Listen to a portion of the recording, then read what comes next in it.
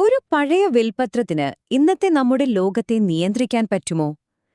Ahmadi religion of peace and light എന്ന സംഘടനയുടെ ഒരു ആഗോള പ്രഭാഷണം പറയുന്നത് അതാണ്. ഒരു വിശുദ്ധ വിൽപത്രം അത് പ്രവാചകന്മാരുടെ പിന്തുടർച്ചയെ മാത്രമല്ല, ഈ ലോകത്തിന്റെ തന്നെ ഭാവിയെ നിർണ്ണയിക്കുന്നു എന്ന്. അപ്പോ നമുക്ക് ഈയൊരു അത്ഭുതകരമായ അവകാശവാദത്തിലേക്കൊന്ന് ഇറങ്ങിച്ചെല്ലാം. ഈ പ്രഭാഷണത്തിന്റെ എല്ലാം കാതൽ ഒരു വലിയ ചോദ്യമാണ്. അതായത്, ആദം മുതൽ മുഹമ്മദ് വരെയുള്ള ഓരോ പ്രവാചകനും തന്റെ പിൻഗാമിയെ പ്രഖ്യാപിച്ചുകൊണ്ട് ഒരു വിൽപത്രം തയ്യാറാക്കിയിരുന്നുവെന്ന് സങ്കൽപ്പിക്കുക. ഇതൊരു വെറും നിയമപരമായ രേഖയല്ല, മറിച്ച് ആയിരക്കണക്കിന് വർഷങ്ങളായി പിന്തുടർന്നു പോരുന്ന ഒരു ദൈവിക പാരമ്പര്യമാണെന്നാണ് അവരുടെ വാദം. അപ്പോ ഈ വാദത്തിന്റെ ആഴങ്ങളിലേക്ക് നമുക്കൊന്ന് യാത്ര ചെയ്യാം, അല്ലേ? ആദ്യം ഈ പുരാതന വിൽപത്രങ്ങളുടെ ചരിത്രമൊന്ന് നോക്കും. പിന്നെ അതിലൊരു നിർണായകമായ വിൽപത്രത്തിന്റെ ഉള്ളടക്കം നമ്മൾ പരിശോധിക്കും. അത് കഴിഞ്ഞിട്ട് ഈ വിൽപത്രം എങ്ങനെ ഒരു ആധുനിക പ്രവചനവുമായി ബന്ധപ്പെട്ടിരിക്കുന്നു എന്ന് കണ്ടെത്തും. അവസാനം ഈ വിശ്വാസം അതിന്റെ അനുയായികൾക്ക് നൽകുന്ന ആ ഒരു തിരഞ്ഞെടുപ്പും അതിന്റെ ഇന്നത്തെ ഫലങ്ങളും എന്തൊക്കെയാണെന്നും നമ്മൾ കാണും. ശരി, നമുക്ക് ആദ്യം തന്നെ തുടങ്ങാം. ഈ പറയുന്ന എല്ലാ കാര്യങ്ങളുടെയും അടിസ്ഥാന ആശയം സുന്നത്ത് എന്ന് വിളിക്കുന്ന, അതായത് പ്രവാചകന്റെ വിൽപത്രം എന്ന് മാറ്റാൻ പറ്റാത്ത ഒരു പാരമ്പര്യമാണ്. ഇതൊരു ഒറ്റത്തവണ നടന്ന സംഭവമായിരുന്നില്ല, മറിച്ച് ചരിത്രത്തിലുടനീളം വിശ്വാസികൾ ഓരോ വർഷവും ഒരുമിച്ചുകൂടി വായിക്കുകയും അനുസ്മരിക്കുകയും ചെയ്തിരുന്ന ഒരു വിശുദ്ധമായ ആചാരമായിരുന്നു ഇതെന്നാണ് ഈ പ്രഭാഷണം പറയുന്നത്. ഇതൊരു സാധാരണ പിന്തുടർച്ചയായിരുന്നില്ല. പ്രഭാഷകന്റെ അഭിപ്രായത്തിൽ ഇത് ആയിരക്കണക്കിന് വർഷങ്ങൾ നീണ്ടുനിൽക്കുന്ന, മുറിക്കാൻ പറ്റാത്ത ഒരു ദൈവിക ശൃംഖലയാണ്. ആദാമിൽ തുടങ്ങി ഓരോ വിൽപത്രവും അടുത്ത പ്രവാചകനിലേക്കും അവരുടെ പിൻഗാമികളിലേക്കും കൃത്യമായി വിരൽ ചൂണ്ടുന്നു. അപ്പോ ഈ ദൈവിക ശൃംഖലയിലെ ഏറ്റവും നിർണായകമായ ഒരു കണ്ണിലേക്കാണ് നമ്മളിനി വരുന്നത്. അതാണ് മുഹമ്മദ് നബിയുടെ വിൽപത്രം. അവരുടെ ഇന്നത്തെ എല്ലാ വാദങ്ങളുടെയും അടിത്തറ എന്ന് പറയുന്നത് ഇതാണ്. അദ്ദേഹത്തിന്റെ മരണക്കിടക്കയിൽ വച്ച് ആ ഒരു നിർണായക രാത്രിയിൽ പ്രവാചകൻ മുഹമ്മദ് തന്റെ ഏറ്റവും അടുത്ത അനുയായികളെ വിളിച്ചുവരുത്തി. എന്തിനാണെന്നോ? തന്റെ അന്തിമവും ഏറ്റവും പ്രധാനപ്പെട്ടതുമായ നിർദ്ദേശങ്ങൾ നൽകാൻ.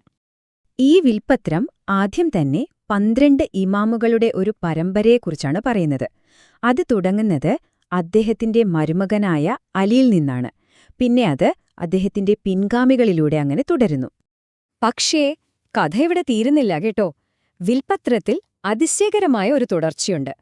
ഈ 12 ഇമാമുകൾക്ക് ശേഷം മഹദികൾ എന്നറിയപ്പെടുന്ന 12 പിൻഗാമികളുടെ മറ്റൊരു നിര കൂടി വരുമെന്ന് പറയുന്നുണ്ട്. അപ്പോ ഏകദേശം 1400 വർഷം പഴക്കമുള്ള ഈ രേഖ എങ്ങനെയാണ് ഇന്നത്തെ ഈ 21ാം നൂറ്റാണ്ടിലെ സംഭവങ്ങളുമായി നേരിട്ട് ബന്ധപ്പെടുന്നത്? ഇവിടെയാണ് അവരുടെ വാദത്തിന് ഏറ്റവും ശക്തി കൂടുന്നത്. ഒരു ഹദീസിനെ ഉദ്ധരിച്ചുകൊണ്ട് പ്രഭാഷകൻ സൗദി രാജാക്കന്മാരുടെ പിന്തുടർച്ചയെക്കുറിച്ച് സംസാരിക്കുന്നു. ഈ പ്രവചനം ഒരു പ്രത്യേക തീയതിയിൽ കൃത്യമായി അവസാനിക്കുന്ന ഒരു നേർരേഖ പോലെയാണ് അവർ വരച്ചുകാട്ടുന്നത്. ഈ തീയതി, അതായത് 2015 ജാനുവരി 23, അന്നാണ് പ്രവചിച്ചതുപോലെ ദൈവിക പിൻഗാമി വെളിപ്പെട്ടതെന്നാണ് ഈ സംഘം വിശ്വസിക്കുന്നതും അനുസ്മരിക്കുന്നതും. അപ്പോ ഈ പ്രവചനം പൂർത്തിയായതോടെ ഒരു പുതിയ ദൗത്യം തുടങ്ങി.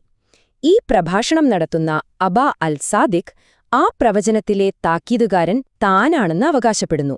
അതായത് 2015 ആ സംഭവത്തിനു ശേഷം ലോകത്തിന് ഒരു സന്ദേശം നൽകാനായി അയക്കപ്പെട്ട ദൂതൻ. ഈ സന്ദേശത്തിന്റെ കാതൽ ശരിക്കും പറഞ്ഞാൽ വളരെ ലളിതമാണ്, പക്ഷെ അതിന്റെ പ്രത്യാഘാതങ്ങൾ വളരെ വലുതാണ്. ലോകത്തിനു മുന്നിൽ രണ്ട് വഴികളാണുള്ളത്. ഒന്നുകിൽ ദൈവത്താൽ തിരഞ്ഞെടുക്കപ്പെട്ട പിൻഗാമികളെ അംഗീകരിക്കുക, അല്ലെങ്കിൽ ദൈവിക ശിക്ഷ നേരിടാൻ തയ്യാറാകുക.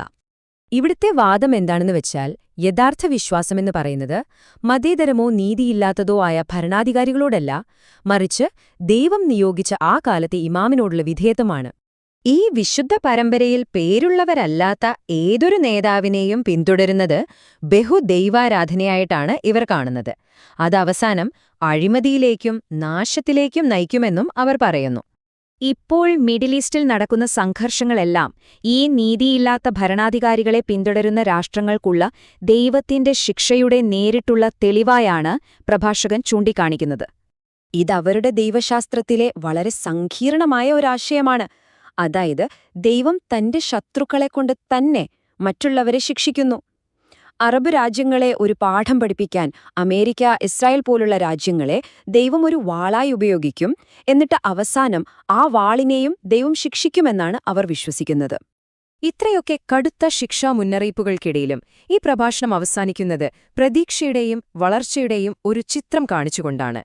സ്വേച്ഛാധിപതിയെ അവിശ്വസിക്കുകയും ഈ മാർഗത്തിൽ വിശ്വാസം പ്രഖ്യാപിക്കുകയും ചെയ്ത 50-ലധികം പുതിയ അംഗങ്ങളെ പ്രഭാഷകൻ ഓരോരുത്തരെയായി പേരെടുത്ത് പറഞ്ഞ് പരിചയപ്പെടുത്തുന്നുണ്ട്.